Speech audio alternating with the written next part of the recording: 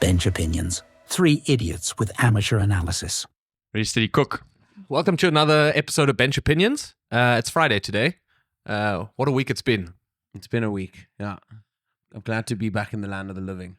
Yes, it doesn't sound like that. No, I'm good. It's a little bit of, but like compared to where I was last week. Whew. Do you think you're going to now emerge fully from this? No, that's the plan. How do you do this? No, just make sure you listen to the body. Yeah. Because for a long time after I was sick in February, I just kept on coughing when I laughed, and I was always like, it'll eventually go away. But I don't think that's normal. But then do you have to continue taking medication? No, well, they don't give you any medication in this country. The guy literally looked at me at the hospital and said, "You're fine. You got to get through this. You just got to sit it out." And literally is what was said to me after he took my blood and was like, there's definitely an infection there, but it's not high enough for us to give you anything. Yes. So that was my week last week. So high frustration, but much better. No, there's ways of... Do you think, opposite to the US, the doctors here get paid not to hand out any antibiotics? I think so, yeah, because it's all state operated. So like any medication they give you comes straight out of the state coffers there. And I think they're like, no. And Germany's economy at the moment, everything's getting more expensive. Yeah, so I think they do tend to veer on the conservative side, which is good. I think it's better than just being like, well, here's pick something and good luck, in terms of medication. Well, we know that I think the opposite of when you go to a doctor in South Africa and you've got a slight cough and he says, open your mouth. You open your mouth, he looks and he's like, antibiotics. 100%. There you go. Kill it dead. Get on out of here. Yeah, and then also like then it's the classic also here. He was like, do you need me to write you off work? I can write you off work for 2 weeks. And yeah, I'm like... 2 weeks. Yeah, for a cough. He offered me to. I mean, it was a bit more than just. It's not just like I was finished, but still, like for him to then go like, yeah, it's 2 weeks. You might have to just sit it out, and I'm like, but it's not severe for you to get anything. Yeah, no, it's severe enough for him to tell me I need to maybe lie down for 2 weeks, but not severe to actually treat me and help me. Yeah, definitely not economy friendly. Those kind of rules. What I think they have to do is they need to tweak that. They obviously sign a declaration, doctors in Germany as well, and I don't think it's how do you say it, selfless enough. They need to put a clause in there, I vow to help the symptoms of people. Because I feel like they probably just say, I vow to be a doctor or some shit. And I feel like, because if Germans get signed up to something, then they're going to pull through. Yeah, that's true. But you were well enough to go to Leipzig over the weekend. Yeah, just for a night, managed to recover well enough, and we just headed out there to visit some friends. Very chill. Change of scenery, yeah. Exactly, yeah. I mean, I hadn't seen anything other than my apartment for a week, so that was nice. Cool city, actually. I mean, not like super cool, but a lot of green areas, so a lot of parks, a lot of water. Nice. I hadn't really spent much time there before, so pretty cool to see. I heard you've painted some walls in your apartment now. We have, yeah. Does it look good? It looks very nice, yeah. Okay. Looks very nice. Be shit if you were like, no, I'm not a fan. Yeah. Yeah, no, it looks good. It looks very nice. Now we have a TV instead of a projector. Big fan of that. Which you're a big fan of, and a nice TV. So, but I look forward to the summer season where we can get on the balcony there. Yeah, you guys must look for a season opening Braai event. Yeah, that's true. I thought you were going to suggest a TV on the balcony. No, I'm not. Like, I can separate, like... business and pleasure. Yeah, when we're outside cooking, that's enough of a vibe, I don't need to be standing. I don't need to be standing by the braai while the rugby's on. It's my favorite thing in South Africa is those places where you have the braai and then you have like an open living room where you can see the TV so you can watch the rugby as you're braaiing. No, but now if you're braaiing while the rugby's on, then you've missed the timing here because. Dude, sometimes you have to braai when you have to braai. No, I agree with Maxi. Also, like, we're in Europe, my bro, in Germany. These are very what open living room are you referring to? These are very South African conditions here. That's why I just said I love it in South Africa when you could do X, Y, and Z. Plus, you can open these windows towards the outside and stand outside and braai and leave the TV on.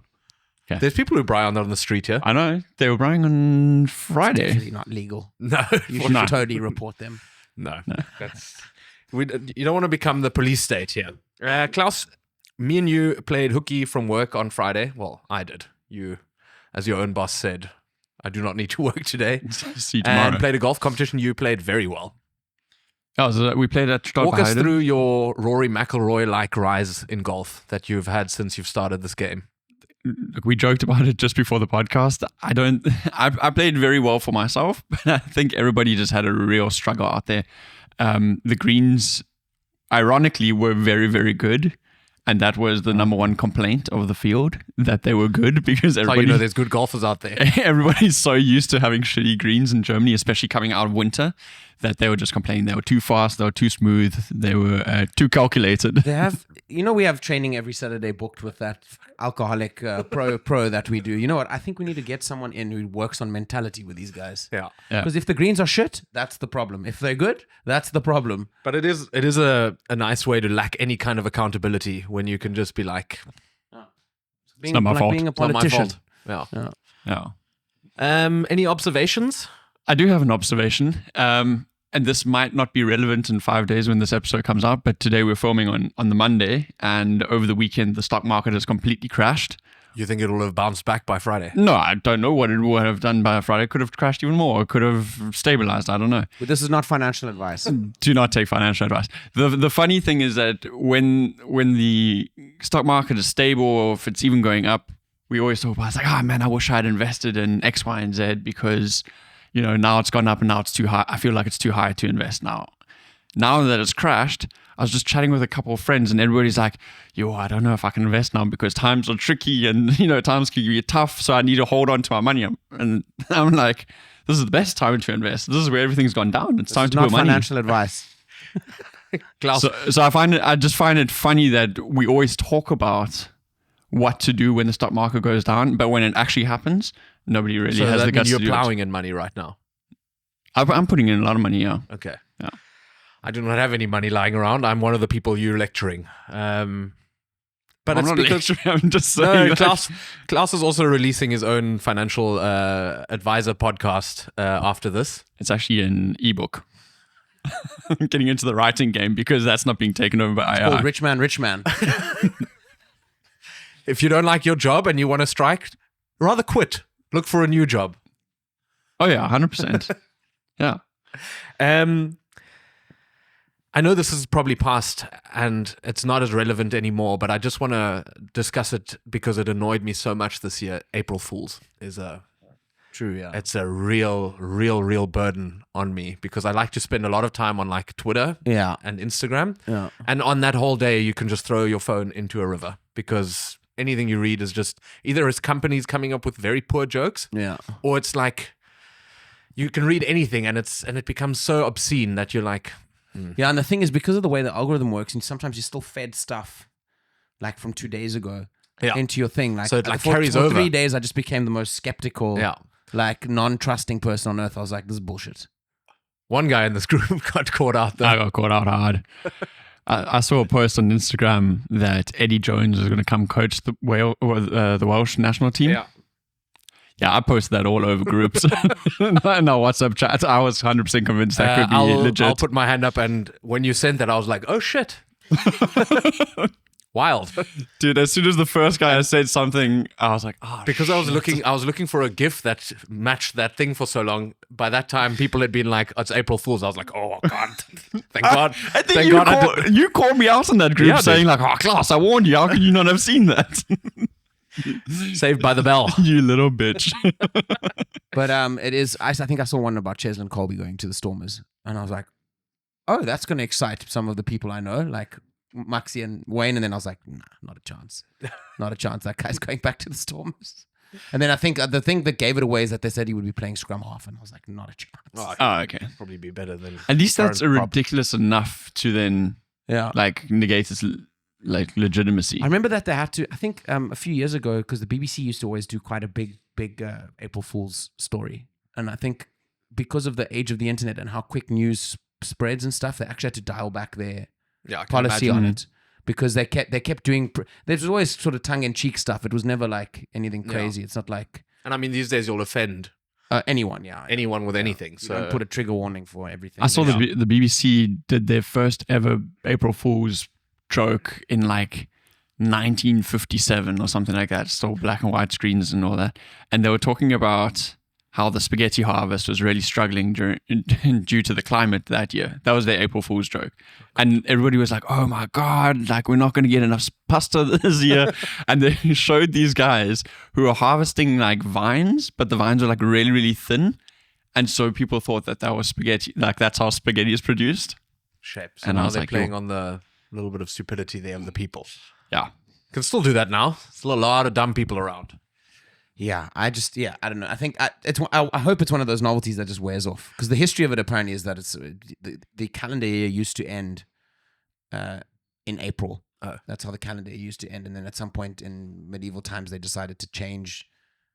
They changed the way the calendars work or the clocks work, and then New Year's was moved to the 1st of January. So the 1st of January to the end of December. And then for a long time though, because information traveled so slowly. For years afterwards, some people within far-flung villages or whatever who, didn't know or didn't get the information, they would still celebrate New Year's on like the 1st of April. And then that's why they were called April Fools for a long time, and that's kind of how the tradition was born. I thought it was just in case they got called out on it, they were like, to save face. No, I'm just joking, bro. Thanks for that brief insight into April Fool's, Dom. Yeah. What is your observation from last week? A couple. Well, I went to return a package, and I was annoyed already because it's one of those companies that I'd ordered something and then afterward, and then I was like, nah, I don't really like it. And then afterwards, they were like, sorry, we don't do returns to the German market, so I had to pay shipping myself back. And anyway, it doesn't matter. So I was already a little bit annoyed, and there's a bit of a ragtag bunch at our local post office there. Like, it's always a roll of the dice if they're open or not. It's very crazy. So I walk in there and there's like loud, like Balkan hip hop music playing, and I'm like, all right. Walk in and there's these two guys, and there's a good rapport between the two of them. I'm like, hey, and start filling out the form, and like it's quite complicated when you're sending stuff to the States. Yeah. And then I come forward, and then the guy's like, this is a good one. This is complicated. Come, watch. Anyway, so they start. There's a dynamic between them. Whatever, they're talking to each other. This is all in German, talking to each other. Whatever, and they're talking about.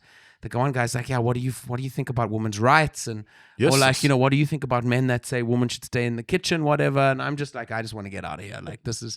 And then at some point they start talking. The one guy, I hear that the one guy's Serbian and the other guy's Albanian. And that area is people don't really tend to get along in that part of the world. So they start talking to each other and whatever. And then the guy eventually looks up at me and he goes, do you like Albanians? And I'm like, I just want to send my package. I'm like,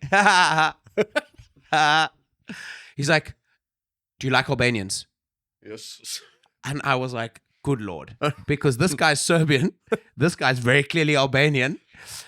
And it was one of those situations where I was like, what do I do? Because you can say, no, I like Albanians, man. I was like, someone please let me the fuck out of here. So how did you solve the crisis? No, bro. His friend was like, no, you have to look now. This is where it gets really difficult.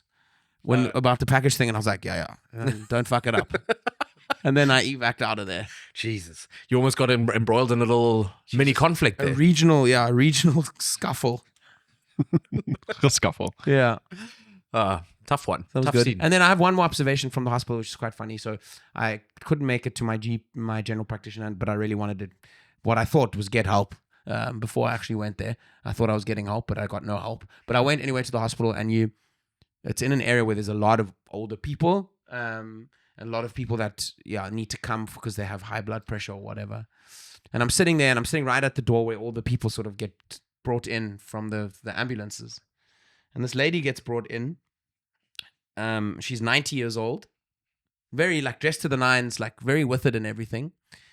And they ask her like, why are you here? And she goes, no, I was feeling dizzy. I was going to go get my bread rolls. I was feeling dizzy, and I have high blood pressure, so I was like, I'll call the ambulance. And I was like, okay, that's maybe a bit drastic, but if you're 90, those are the kind of things you do. And then her next words to this guy were though, I've been here often. I'm going home today. I don't want to be here. And the guy's like, but you called us. And she's like, listen to me. I'm not staying here. And the guy's like, all right. Then this lady, her phone starts ringing, and she takes out this phone that looks like it's from the early 2000s. And she's like, I need to take this. The guy's like, no, you can't take this. She's like, no, I'm taking this. Jeez. And then he's like, no, you can't. And then she goes, I don't understand why people always call me when I'm out and about.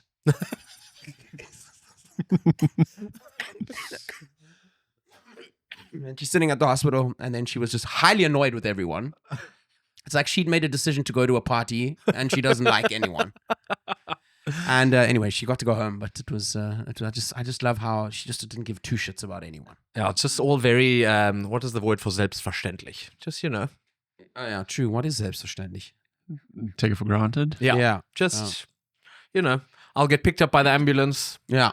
get a quick 20-minute consultation, go home again, and go on about my day. Yeah. I saw something at gym just now, which baffled me. It's, when is the right and wrong time to read a book, right? So this guy was reading a book between sets, brought his book, Oh wow. would lift his weights, and then between the sets, he would sit there and read. And I've seen people reading on trams, and I think that to me is more acceptable than reading in a gym. If you're just reading to keep your mind active and you're not necessarily like deep in this book, then maybe that's a solution. But it just doesn't look right. Did you catch a peek at what he was reading? No, I didn't. Oh, that's a pity. I just- it was definitely going to be good. I judged from afar. Okay, but what's the difference if somebody's reading a book or if they're reading a news article on their phone? I feel, in my opinion, Here we go. that you've got to be like, a book is something you get into, you know, and then you get involved, you read 2-3 pages. I don't know. I didn't like the look of it. I more wonder how he's extracting the benefit of reading in that moment. How does he concentrate? There's music Yeah. going on. There's people grunting. It's just not a very calm reading environment. Also, when I read, I fall asleep, which is the opposite of what you want in a gym. Maybe he's trying to see like how I think he's trying to, Cognitively strong he can impress people with his reading a book in public. What book was he reading? Though? I don't know. Oh. Was he a big guy or a small guy? He was average guy. Comparison to you. Huh? People think I'm dumb. Why do people think I'm stupid? No, I just Is it because of my muscles? like I feel like you I can, find it strange, You though, can too. read. I You can agree. read on a train. Yeah. You can read on a tram. I don't know if let's say you've got like 30 seconds, a minute and a half between your sets. Is that enough to like pick up a book, get back into the story, put it down again? Because what this leads to is that people just sit at machines reading news articles, watching series, reading books, and spend their entire day there. That's right. I've never seen somebody do it on the weight section, but I have seen people do it on like not on a treadmill, on a like a stationary bike.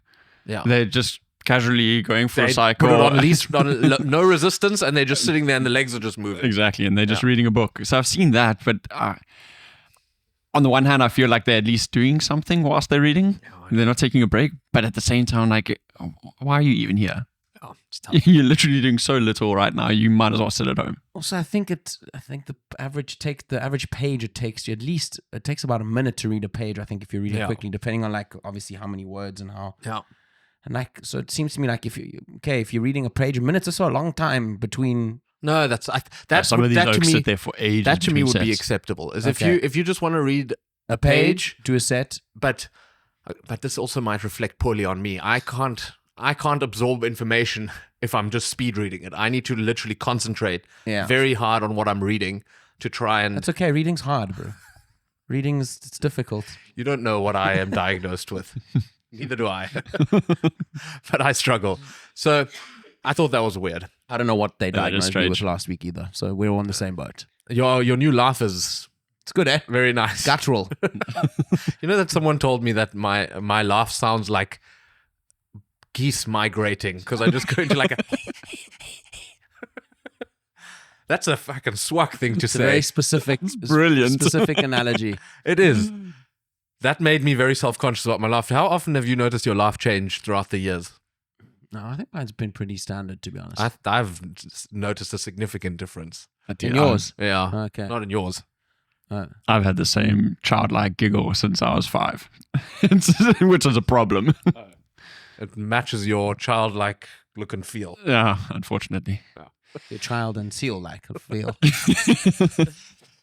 Anything else, Chad? For what a week before we send people into their weekend? Not yesterday. On Saturday, I filled in for a friend of ours playing goalkeeper Oh yes, at We a didn't even hockey speak match. about that. That Floor was floor hockey, street hockey as they call it. That was a new experience. No. It's a lot of equipment you have to put on. Props for going in goal because you have to be a special breed to be any kind of goalkeeper in any sport. Yeah. And when when it's not your natural instinct to catch something that shot at you or to like stick out limbs. Also with the hockey, bro, you have to be so low and like it's Yeah. like you got all the gear on you. Well, that's the thing. Like the biggest workout I felt was my back, like having to bend down the whole time. I don't go to ground very often, which apparently that's the number one thing you have to do as a goalkeeper in street hockey is like get low and like you got to like invert your knees, which I found very unpleasant. So the first two periods, I let them score 9 goals. Listen, No, sorry, I let them score 11 goals. blame it on the defense. Well, you know what the thing was? The defense, I think, was so conscious about me being a newcomer and not knowing what I'm doing that they stood right in front of me. So they're actually blocking my vision 90% of the time. Made it worse. So I couldn't even see where the ball was. If there was like a long shot coming in, it was better, then I could actually see it coming. But if it was close and Oaks were hacking around in front of me, my defense was actually causing me more problems than if they weren't there. You get like a free pass when someone asks and is like, hey, we're missing a player or hey, we're missing a goalkeeper. We're really desperate. Can you come? You get a free pass to just do whatever you want because they would have not been a complete team without you there. So you can rock up and you can play as bad as you want to. Well, I mean, I'm still like I have internal sort of levels I'm trying to achieve, but it was difficult. But it was actually a lot of fun. The second game I played out, so I played in the field. Did you do a lot better? No, not really. But it was more fun for you. I did do a lot better, but it just generally is more my position, so I enjoyed that. That hockey community is getting very big, eh? There's about like 60 people there, eh? Yeah, it's a big team. It's big, yeah. Big, what do you call it? Fine, a big club, yeah. They're a fun bunch of guys as well. Yeah, yes, they're funny. There's some handbags. Was there? Yo. Shoving, elbows. Was Goggles there? No, Goggles that's isn't a there. pity. I don't think Goggles plays anymore. Yeah, doesn't surprise me. He was banished from the... He was an absolute dickhead. If someone rocks up with those sports goggles, Yeah, dude. he's either going to be like a super friendly, like nicest guy you've ever met, or he's going to take it way too serious and be a dick. Yeah, that was and not be number good. 2 is you have nailed the nail on the head. The guy who helped me put on all the equipment was the other goalie, the opposition goalie. Yeah. And he was like, oh, okay, and then we put the legs on, then we put the chest on. Then very, very sweet guy, but he's exactly the first version that you described. Right. Goggles, but super friendly, also tiny. I don't think you can play in the outfield because you'll just get munched. Listen, we don't judge safety. What? We don't judge safety. Put your goggles on, put your helmet on, get out there and play some sports. I don't think you can see without his goggles. I think that's the point. Right. His goggles are We spectacles. don't judge blindness. All right. I think we can end it there. On that note. Yeah. All right. Thanks for listening. Have a good weekend. Thanks for listening this week. Like and comment. And if you want to send it to a few friends, do that, please. Bye.